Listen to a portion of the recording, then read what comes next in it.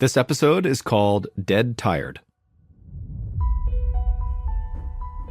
On the morning of October 4th, 1961, Andrea Russo hurried down the hallway of her home in Fresno, California. She rounded the corner into her 8-year-old son Tommy's room, and there was Tommy on the floor surrounded by toys. As Andrea expected, her son had not gotten dressed for school yet. Andrea couldn't help but smile, but at the same time they were running late and there was no time to play right now. So she grabbed some clothes from his dresser and then dropped down onto the floor next to him. She slipped his favorite red and white striped t-shirt over his head and then unfolded a new pair of blue jeans for him to step into. Then she handed him some sneakers and said, "Put those on." Andrea jumped to her feet and ran back to the kitchen. There, she grabbed 2 slices of bread and stuck them in the toaster, and when the toast popped back up, Andrea put the slices on a plate and sprinkled them with cinnamon and sugar, her son's favorite breakfast. With her son's breakfast in one hand, Andrea grabbed Tommy and led him out to the car, his shoes still untied. She helped her son climb into the back seat and then handed him his toast. As Andrea drove her son to school, she passed by huge fields of lush farmland where tomatoes, barley, and almonds were growing. She saw a small helicopter hovering over one farm, raining clear liquid down onto the crops below. Andrea knew the plane must be spraying the field with pesticides. For her, this was a familiar scene. Fresno was an agricultural town. But when Andrea turned around and looked into the back seat to check on Tommy, she saw him staring at the helicopter with wide eyes, shoving the last bites of cinnamon sugar toast into his mouth. He'd seen large industrial spraying machines before, but this helicopter was new and interesting. Andrea continued down the road away from the farm. She pulled up outside Tommy's elementary school just as the bell was ringing. She helped him out of the back seat, gave him a hug, and told him to have a good day. She watched him run inside, nearly tripping over his shoelaces. Then Andrea got back in her car and headed home.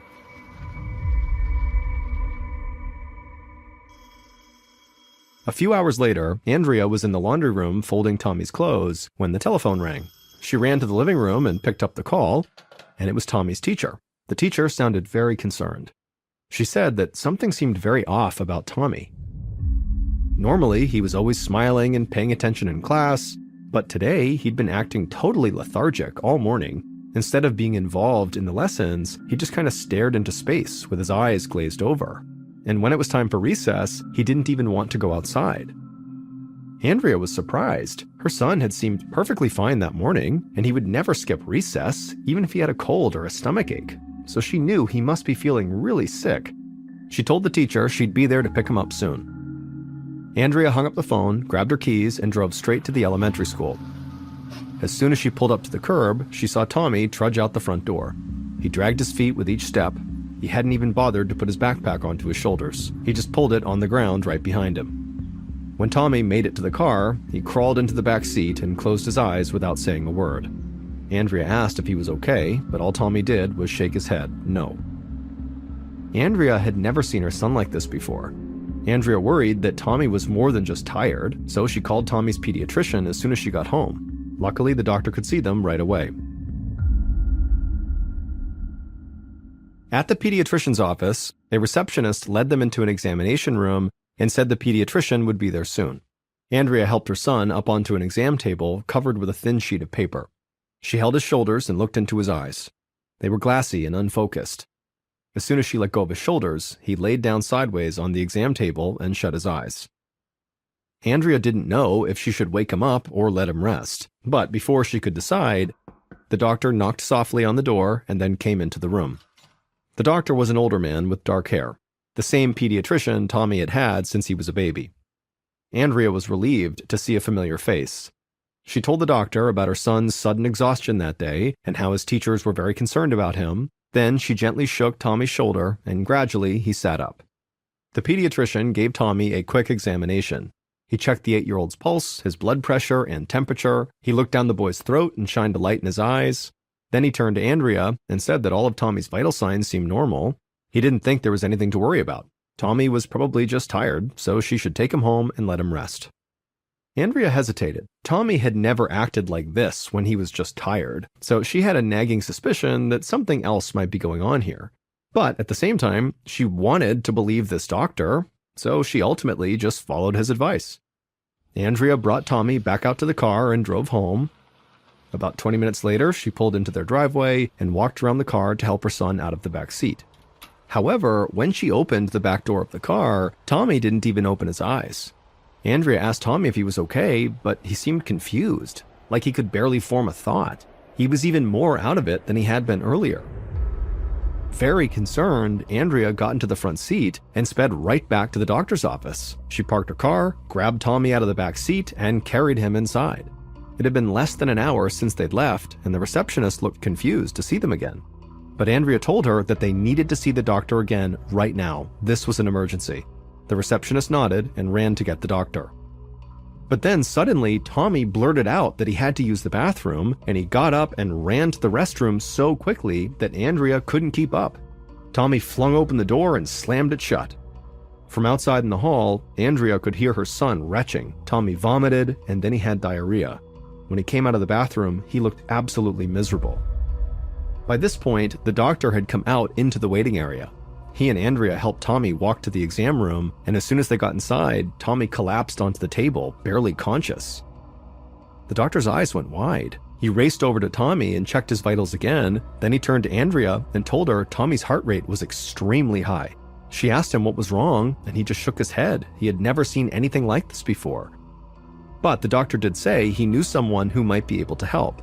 His name was Dr. John Conrad, and he was the leading pediatrician in the Fresno area, and he specialized in pediatric allergies. If anyone could identify what was causing Tommy's rapid decline, it was him. The doctor rushed out of the room to call Dr. Conrad, leaving Andrea alone with Tommy. Andrea felt so helpless. Her son was becoming desperately ill, and she couldn't do anything except watch as his eyelids fluttered and he struggled to breathe. Across town, Dr. John Conrad held the phone against his ear and jotted down the symptoms Tommy's pediatrician described. Dr. Conrad was an older man with white hair and clear-rimmed glasses. He'd spent many years practicing pediatric medicine and felt like he'd seen it all already. And as he eyed the list of symptoms he had just jotted down, he actually immediately came up with a theory about Tommy's illness. He suspected that the 8-year-old might have type 1 diabetes and could be on the verge of falling into a diabetic coma. Type 1 diabetes usually shows up during adolescence, but it can strike younger children too, and the symptoms can arise very suddenly. People with diabetes can't properly digest sugar, and so something as simple as eating a sugary breakfast or going too long without a snack can send them spiraling toward a diabetic coma. Dr. Conrad told the pediatrician to send Andrea and Tommy to the Valley Children's Hospital in Fresno, and he would meet them there. Dr. Conrad then immediately called that hospital and asked the staff to be ready to test Tommy for diabetes as soon as he and his mother arrived. Then Dr. Conrad ran out to his car and made his way to the hospital. Valley Children's Hospital was a single-story brick building that was lined with trees. When Dr. Conrad walked inside, a nurse with a long ponytail and blue scrubs approached him. The nurse told him that Andrea and Tommy were already there, and the diabetes test that Dr. Conrad had requested had come back.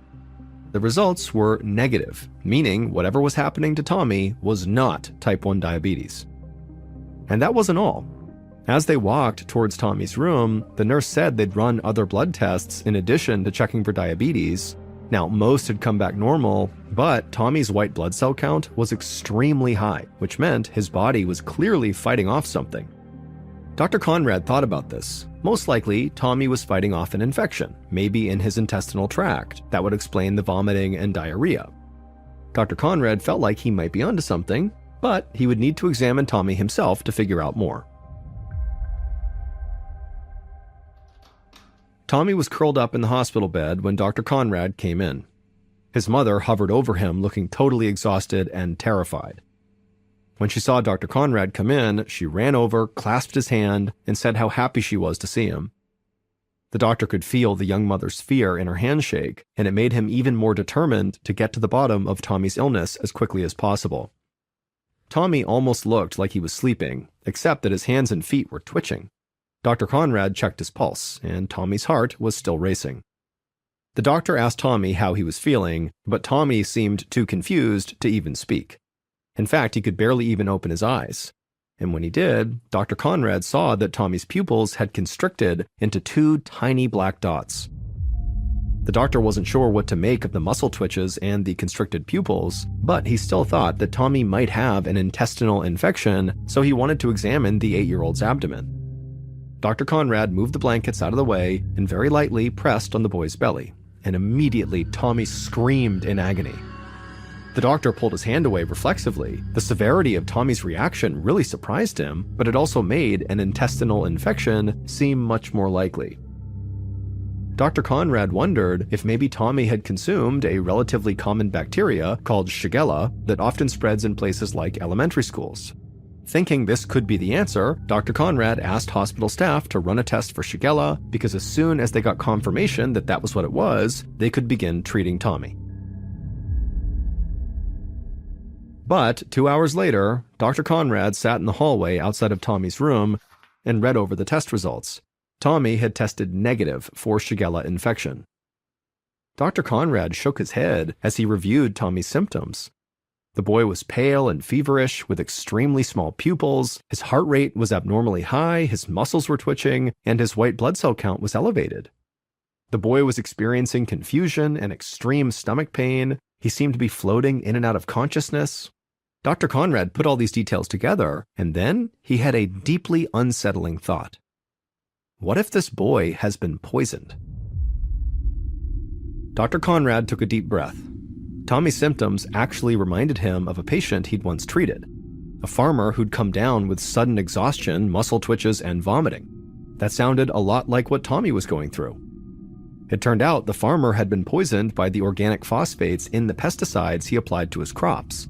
He had accidentally inhaled some of the chemicals in the process. Dr. Conrad wondered if maybe something similar could have happened to Tommy. Fresno was, after all, an agricultural community, so it was possible that the 8-year-old could have, in theory, inhaled pesticide by accident. Even a tiny amount would be enough to cause extreme symptoms within just a few hours. Dr. Conrad realized that he needed to act fast. Organic phosphates were powerful poisons. If he didn't give Tommy an antidote quickly, this little boy could die. 5 minutes later, Dr. Conrad rushed back into Tommy's room carrying a syringe that contained a medicine called atropine. The doctor carefully injected this drug into Tommy's arm as the boy lay completely still, except for the twitching in his hands and feet. It was the same medication that Dr. Conrad had used with that farmer, and he prayed this would work for Tommy too. While they monitored the boy's condition, Dr. Conrad asked hospital staff to run a blood test for organic phosphate poisoning. A few hours later, around 8:30 p.m., the results of that test came back. Dr. Conrad's hunch was correct. Tommy was suffering from organic phosphate poisoning. The doctor broke the news to Tommy's mother. He was still wondering where exactly the poison had come from, so he asked Andrea if she'd taken her son around any of the local farms recently. Andrea thought for a moment. She said she always drove by some fields while taking Tommy to school. That very morning, they'd passed a helicopter that was spraying a farm with pesticides, but she and Tommy had been inside the car with all the windows up. She told Dr. Conrad that she didn't understand how that could have made Tommy so sick. The doctor wasn't sure either. Whatever had happened, it seemed like a freak accident. Pesticide poisonings were actually very rare. What mattered was that Dr. Conrad had acted quickly and the atropine worked perfectly. By 10 p.m., Tommy was sitting up in his hospital bed, his color had come back, his muscles had stopped twitching, he was able to have a full conversation with the doctor. Tommy said his stomach pain was gone too, but he still felt really tired. Dr. Conrad told Andrea it would take a few days in the hospital for Tommy to make a full recovery, but her son would be okay. Then he asked her to schedule a follow-up appointment with him 1 week after Tommy was discharged, and then Dr. Conrad said goodnight and headed for home, satisfied that he'd solved the mystery. 6 days later, there was no trace of poison left in Tommy's system, and so he was finally healthy enough to go home from the hospital. Andrea packed up their belongings and led Tommy to the parking lot. He skipped along beside her, and instead of talking about his illness or his time in the hospital, he just chatted about his Tonka trucks. When they got in the car, Tommy jumped into the back seat without her help. He was so excited to go home. But despite how energetic her son seemed, Andrea still felt nervous. She was happy that Tommy was coming home, but she wouldn't feel at ease until the checkup with Dr. Conrad the following week. For the next 6 days, Andrea did not take any chances. She kept her son at home and resting in bed. She wouldn't let him go to school, play outside, or even leave the house. It actually wasn't until the day of his doctor's appointment the week after that Tommy finally swapped out his PJs for real clothes and finally walked outside.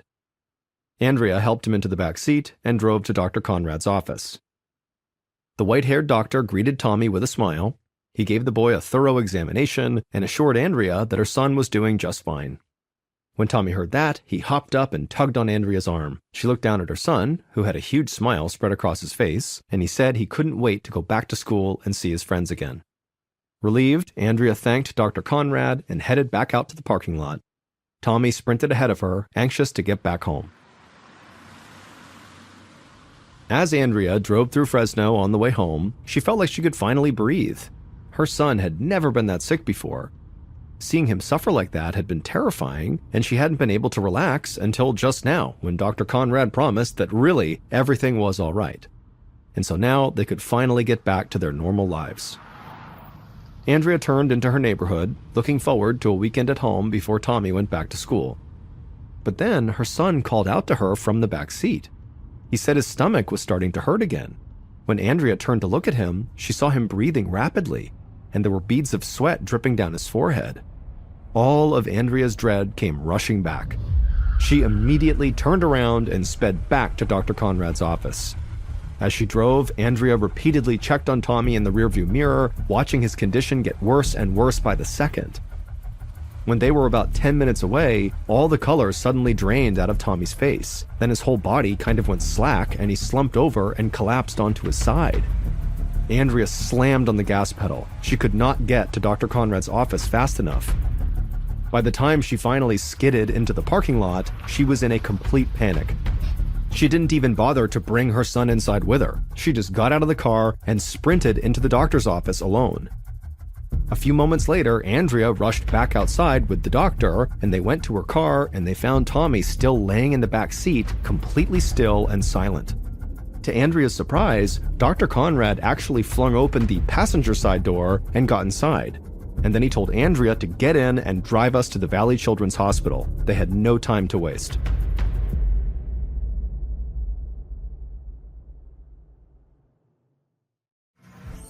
"20 minutes later, Andrea carried her semi-conscious son through the sliding doors of the hospital emergency room. Tommy's head lolled on her shoulder. Dr. Conrad ran beside her and yelled for the nurses to hook the 8-year-old up to an IV. A hospital staff member grabbed Tommy from Andrea's arms and placed him on a gurney.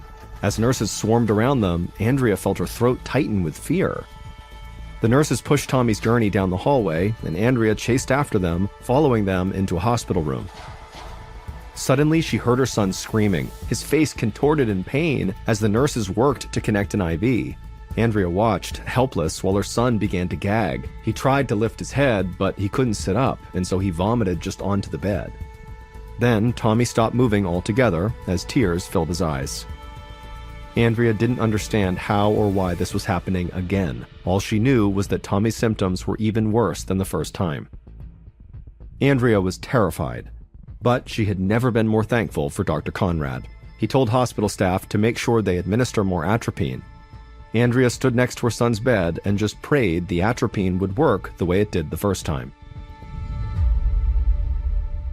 Sure enough, a few hours later, Tommy was awake and his stomach pain had subsided. He asked for a glass of water, and when a nurse brought it in, he was able to reach out and grab it.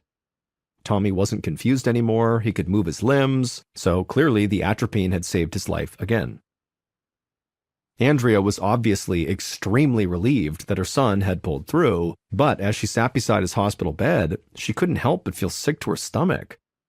Clearly, something was poisoning her son, but if she didn't know what it was, how could she protect him? How could she make sure this did not happen a third time or more? Andrea noticed Dr. Conrad packing up his black bag to leave. Before he left, she pulled him aside and asked him for his help. She needed to know where this chemical poisoning was coming from. If it really was from a local farm like Dr. Conrad thought, then Andrea wanted to know exactly which one. That way, they could tell the farmer to please contain the poison and put a stop to this nightmare. When Dr. Conrad got home that evening, he sat down on his couch and made a list of every farm in the area. He picked up the phone off the side table and started calling them one by one. He asked if they'd recently sprayed any organic phosphate pesticides on their crops. They all told Dr. Conrad the same thing: no. There was not a single farmer in Fresno who had sprayed organic phosphates in the last few weeks. Dr. Conrad crossed the last farm off his list and hung up the phone. He was baffled. If the poison wasn't from a farm, where else could Tommy have come in contact with it? The doctor spent the entire evening pacing in his living room, racking his brain for another answer. He eventually went to bed, hoping he'd be able to come up with a plausible theory in the morning. But he woke up just as confused. As he crawled out of bed and started a pot of coffee, he had to admit that he needed help. Dr. Conrad sat back down on the couch and placed his coffee mug on the side table right next to the telephone. Then he picked up that telephone and he called the Fresno County Public Health Department and told them the whole story. There was a little boy suffering from repeated pesticide poisonings for no clear answer as to how he was being exposed to the deadly chemicals. The health department official asked some follow-up questions, like what Tommy had been doing before he became ill, and Dr. Conrad didn't really have all the answers, but he explained that the previous afternoon he had examined Tommy and given him a clean bill of health. Then, before the boy even made it back to his home, he became gravely ill again. His symptoms had appeared in less than an hour, and all Tommy had done was ride in the back seat of his mother's car. But that little detail of the boy riding in his mother's car caught the health department representative's attention. They assured Dr. Conrad they would get to the bottom of this, beginning with a thorough inspection of Andrea's vehicle. Later that morning, a man and a woman from the Fresno County Public Health Department knocked on Andrea's front door. Andrea shook their hands and welcomed them inside, but before she could say how happy she was to see them, they started asking questions. Did she keep any kind of chemical poisons in the house? Had she ever used ant or roach poison inside? Did she have a garden, and if so, did she treat her plants with pesticides? Andrea just shook her head. She didn't know of anything in her home or her car that could possibly be poisoning her son. She led the health department employees into her garage where her car was parked, and she watched them search every inch of her vehicle. After a few minutes, they came up empty-handed. Then they combed through the rest of her garage, but again, they didn't find anything. That only left one other option: the inside of Andrea's house. So Andrea opened the door for the investigators and told them to go ahead. As they searched, Andrea sat on the living room couch and called the hospital to check in on Tommy, who had been admitted to that hospital. The nurse would tell her that her son was stable and improving steadily. Andrea felt very relieved and placed the phone back on the hook. For the next hour, Andrea listened as the man and woman from the health department combed her entire house looking for the poison. But when they came into the living room where Andrea was, she asked them, "What have you found?" And they would tell her, nothing. There wasn't anything in her home, in her car, her garage, her garden, anywhere that could explain her son's poisoning. Andrea was totally crushed. But the two health department employees said they did have one more idea. They asked Andrea what her son had been wearing when he got sick. Andrea thought about it for a moment. The first time Tommy got sick, he had been wearing his favorite red and white striped t-shirt and a new pair of blue jeans and sneakers. The second time, he'd been wearing a different shirt, different shoes, but the same pair of blue jeans. They were actually in the laundry room in a pile of dirty clothes. She'd brought them home from the hospital, but she hadn't had a chance to wash them yet. When she said that, the investigators' eyes lit up. They told Andrea they needed those jeans right now. Those pants just might hold the answers to her son's illness.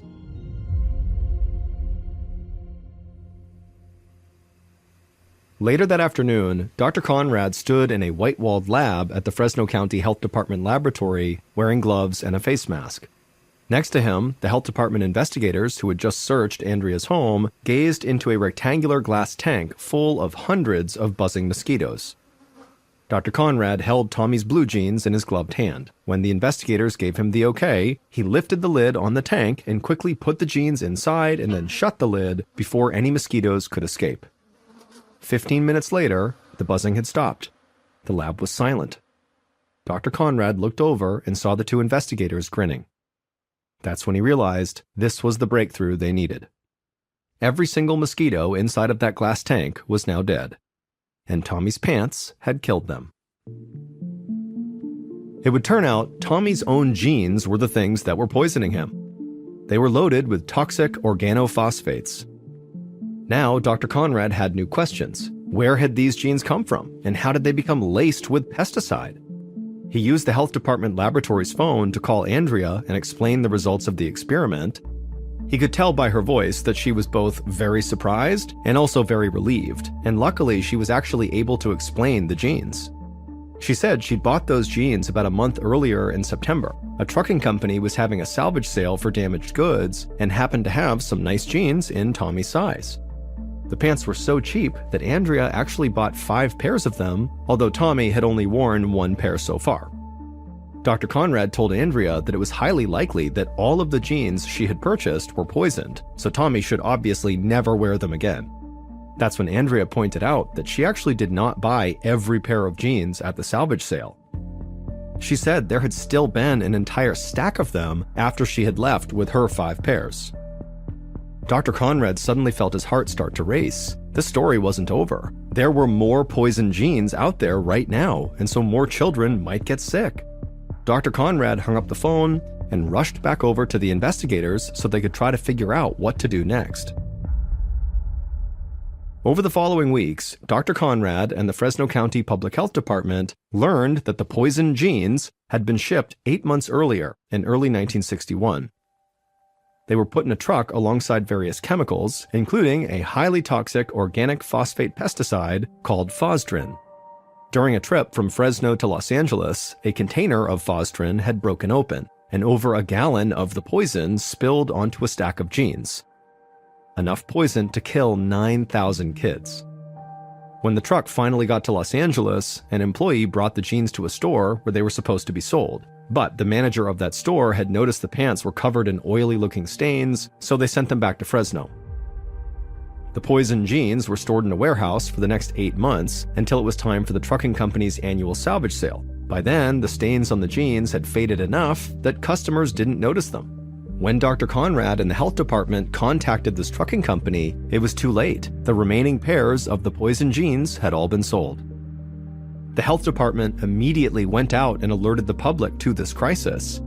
And soon they received 11 more pairs of jeans that had all been bought at the salvage sale.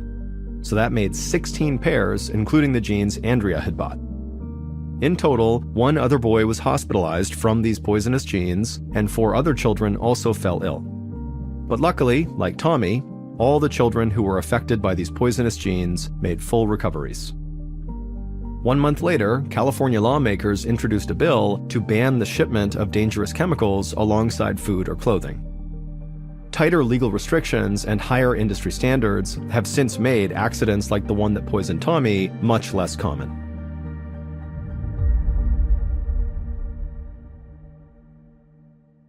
Before we get started, I want to give a special shout out to Billy Jensen, who is a fantastic true crime investigative journalist who wrote the article for the LA magazine called The Secret Life of Johnny Lewis. That article was used extensively in the making of today's video. So thank you, Billy. Johnny Lewis was only 7 years old when he landed his first acting role. Granted, it was only a bit part in an obscure escalator safety video, but it was a start. From there, Johnny appeared in dozens of commercials, including with Pizza Hut, before someone recognized this kid has real talent, and he earned appearances on the hit TV shows Seventh Heaven, Malcolm in the Middle, and Drake and Josh, which were really big in the late 90s and early 2000s. In 2001, when Johnny was 18 years old, he had made enough money from acting that he was able to leave his parents' home in North Los Angeles and move into a new home right in Hollywood with a bunch of other up-and-coming actors and actresses. By 2006, when Johnny was 23 years old, he was riding high. He had landed several more big TV roles, like a recurring role in the show The OC, which was very popular in the 2000s, and in 2006, he was dating the mega pop star Katy Perry. And although their romance was relatively short, apparently it was very intense because Katy would go on to write 2 songs that were apparently about Johnny. But Johnny's real rise to stardom occurred 2 years later in 2008 when he was cast as the character Half Sack on the critically acclaimed motorcycle drama Sons of Anarchy. While the show made him famous and fabulously wealthy, Johnny was growing concerned with the direction the show was taking. He felt like it was becoming too violent. Johnny liked reading poetry and studying philosophy and staying up late drinking tea and playing chess. He did not like acting out scenes of gratuitous violence. It just wasn't who he was. So after being on the show for 2 seasons very successfully, he was a very popular character. He went to the writers and said, "You gotta write me out of the script. I can't do this anymore." The writers were totally caught off guard and begged him to stay, but he had made up his mind, and so in 2009, his character was killed off. After leaving Sons of Anarchy, Johnny decided that he wasn't going to pursue any serious acting roles for the time being. Instead, he wanted to focus his time on writing his first novel, which was about this musical genius trying to make his way in the world. And so he started asking around to see if anybody he knew of a quiet place he could live and write out of.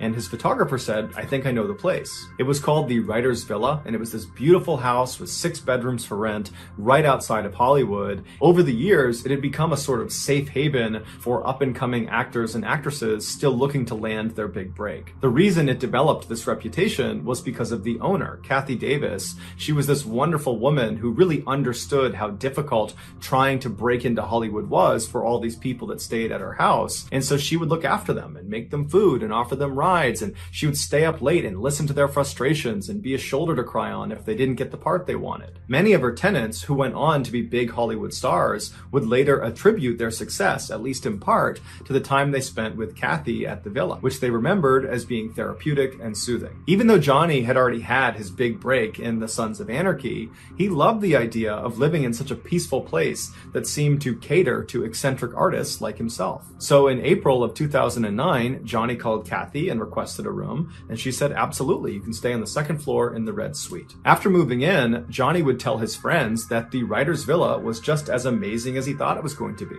And Kathy specifically was just as wonderful as everyone said she was. He actually struck up a friendship with her almost immediately. Everything seemed to be going really well for Johnny in his life until a few months later, he found out his girlfriend, Diane, was pregnant.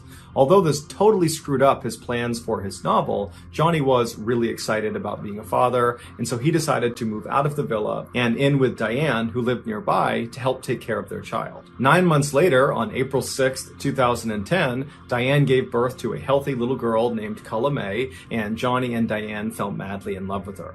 But unfortunately, Johnny and Diane's love for each other faded quickly after becoming parents, and before long, Johnny had moved out and back in with his parents. Not long after that, Johnny and Diane became embroiled in this really vicious, long custody battle over Culla May, which ultimately Johnny lost, which was devastating for him. A few months later, in October of 2011, when Johnny was still living with his parents, he decided to take his motorcycle out and just go ride around and clear his head.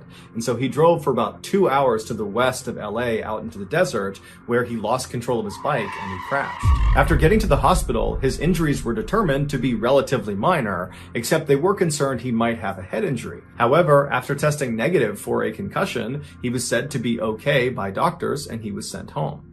But when he got home from the hospital, he was not okay. He was a totally different person. Johnny's father, Michael, immediately noticed the change in his son's behavior. He just started acting really weird and erratic, and his thoughts weren't always coherent, and he was really agitated all the time. It was just very obvious that something was off. And it made Michael wonder, perhaps my son did get a head injury from that motorcycle accident, and the doctors just missed it.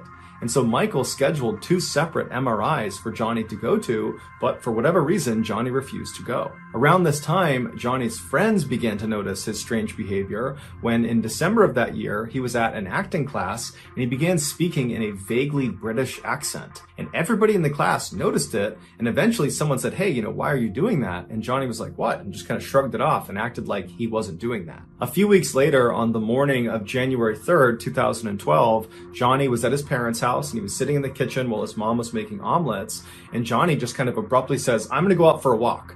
So he gets up, he's only got his pajamas on, no shoes on. He walks out the door, and as he's walking down the road, he gets maybe 10 or 15 feet away from his parents' house when he hears someone screaming, like they're screaming in distress. And he thinks it's coming from the apartment that was right next to his parents' house. And so he breaks into the apartment, but there's no one in the apartment. It's totally vacant. And so as he's in this apartment, wondering what's going on, the 2 men that owned the apartment, they came home and they see Johnny standing there, and they told him he had to leave immediately. and instead of leaving immediately, Johnny grabbed a nearby glass bottle and he charged at them and hit them both over the head with the bottle before they managed to restrain him and hold him down until the police showed up. Johnny claimed he was acting in self-defense, but the police didn't believe him, and so they charged him with trespassing, burglary, and assault with a deadly weapon, and they sent him to jail. When Johnny's father was finally able to come to the jail and bail his son out, it had been 8 days, and in those 8 days, Johnny had been moved from general population to a psych ward because he was banging his head against the inside of his cell,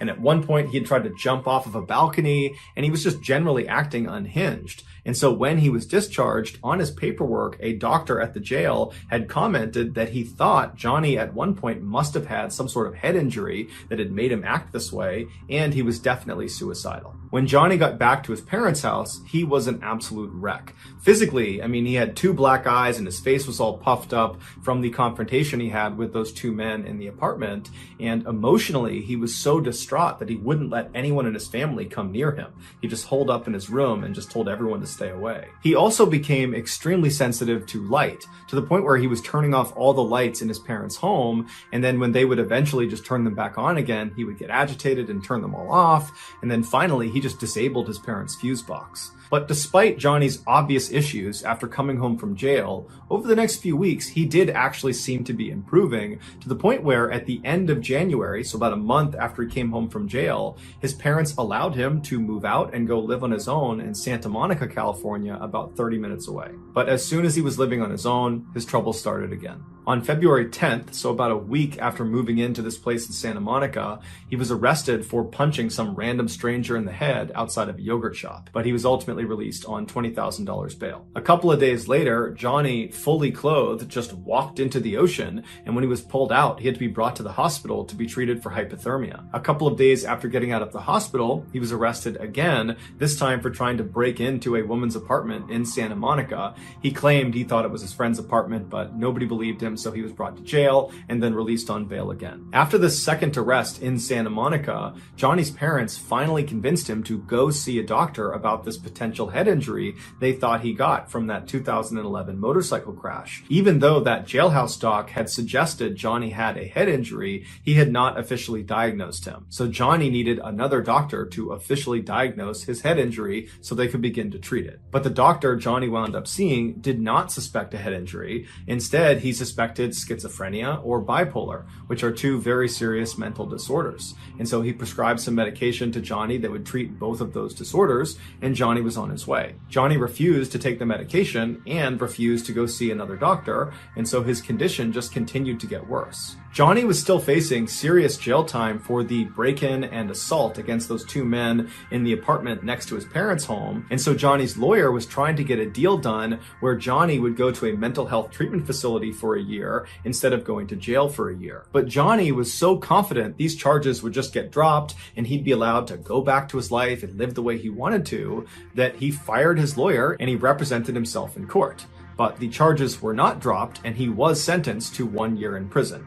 However, the jail he was sent to was so overcrowded, they reduced his sentence all the way down to only 6 weeks. When Johnny's father finally came to pick him up from prison on Friday, September 21st, 2012, Johnny was at an all-time low. Even though he had only been in jail for 6 weeks instead of the year he was supposed to be there, it was clear that amount of time had done an enormous amount of damage to him. And so on the car ride home from prison, Johnny just kind of sheepishly asked his father, hey Dad, would it be possible if you called Kathy Davis at the Writers Villa and just see if there's any way I can move back in?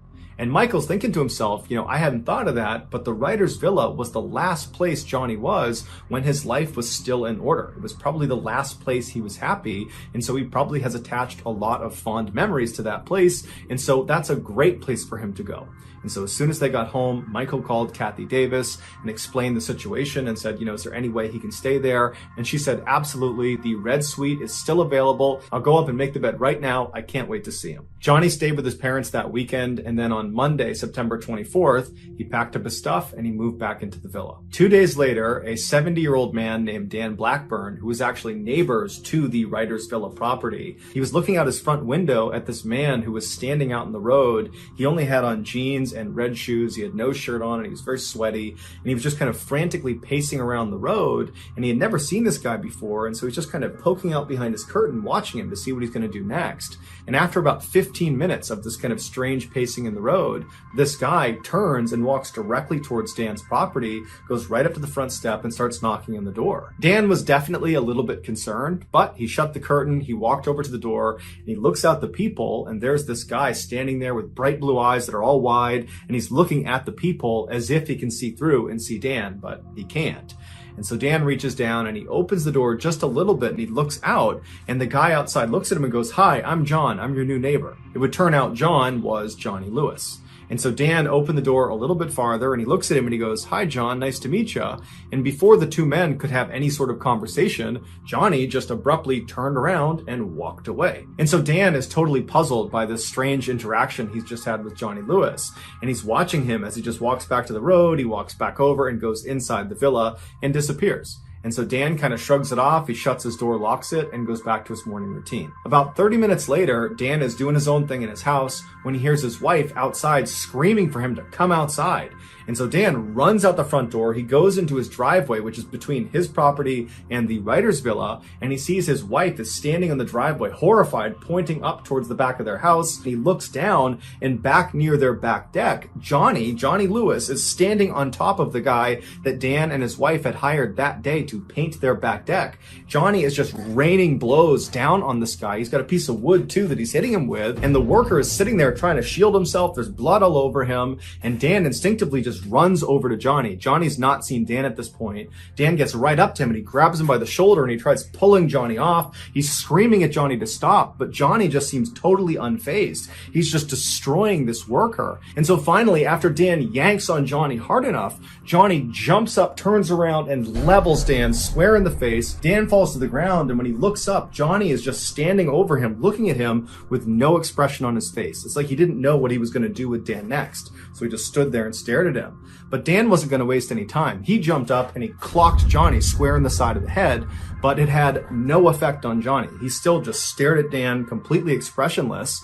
And so Dan grabbed a nearby lawn chair and practically broke it over the head of Johnny, but again, it had no effect on Johnny. He just stood there completely expressionless, staring at Dan. And so at this point, Dan just grabs the worker who can barely stand and he runs back down the driveway. He grabs his wife and they run towards the house to go inside. And the three of them manage to get inside the house. And as they're shutting the big, heavy door, Johnny comes bounding up and he gets right in front and he jams his arm in the space between the door and the wall. So they can't close the door because it's getting stuck on his arm.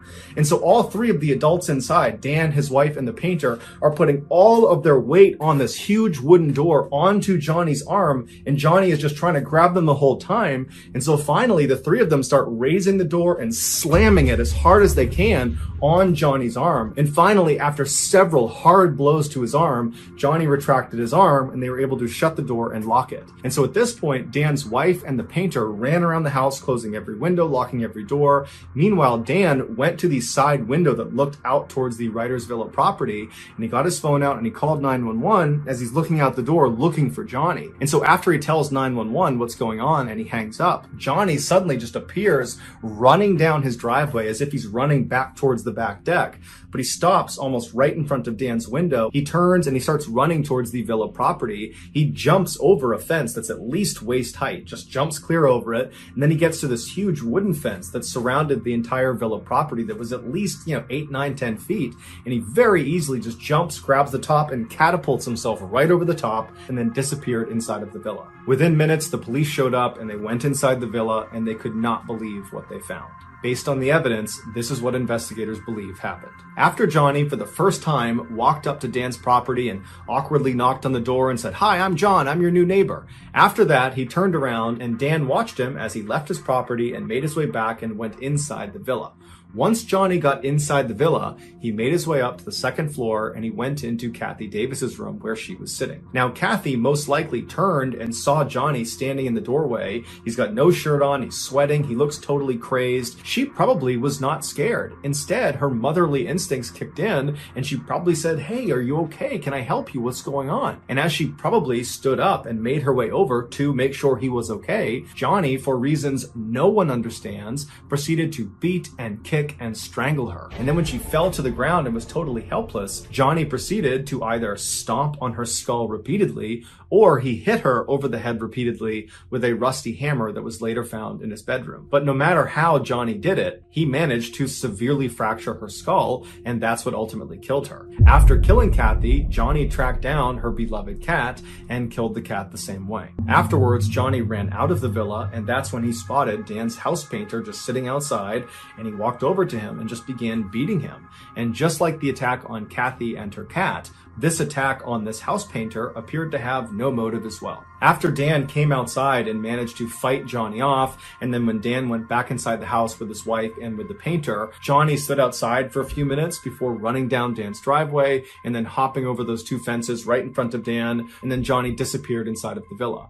Once Johnny was in the villa, it's believed he climbed up to the upper patio or onto the roof of the villa itself, and from there he either jumped or fell to his death on the driveway below. His death was officially ruled an accident, not a suicide. After the news broke about what had happened at the writer's villa, everybody assumed Johnny must have been on some really hardcore drugs. That's the only explanation for why someone would act the way he acted. But when his toxicology report came back, it showed he had absolutely no drugs of any kind, legal or illegal, in his system. He was completely sober at the time he committed this horrible crime. Some believe Johnny really did have some undiagnosed head injury from that motorcycle accident, and this head injury is responsible for his violent outbursts. Others disagree and say the head injury had nothing to do with it. Johnny clearly had some undiagnosed mental disorder. Maybe it was schizophrenia, maybe he was bipolar, maybe it was something else, but it was this mental disorder that led to these violent outbursts. But to this day, no one knows for sure why Johnny did what he did.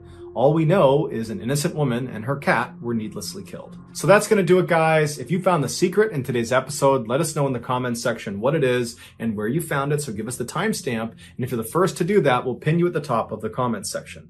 If you got something out of today's episode and you haven't done this already, please offer to make the like button their favorite food, a burrito, but separate the meat, cheese, rice, and sour cream into 4 distinct sections before rolling it up.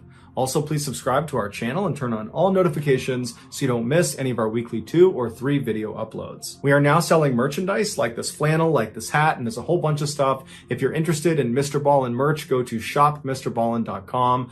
Also, follow our shop's Instagram page. The username is shopmrballen for upcoming deals and promotions. If you want to get in touch with me, you can direct message me on Instagram or on Twitter. My username for both platforms is the same. It's johnballen416. I also have a ton of content over on TikTok, where my username is Mrballen. We also have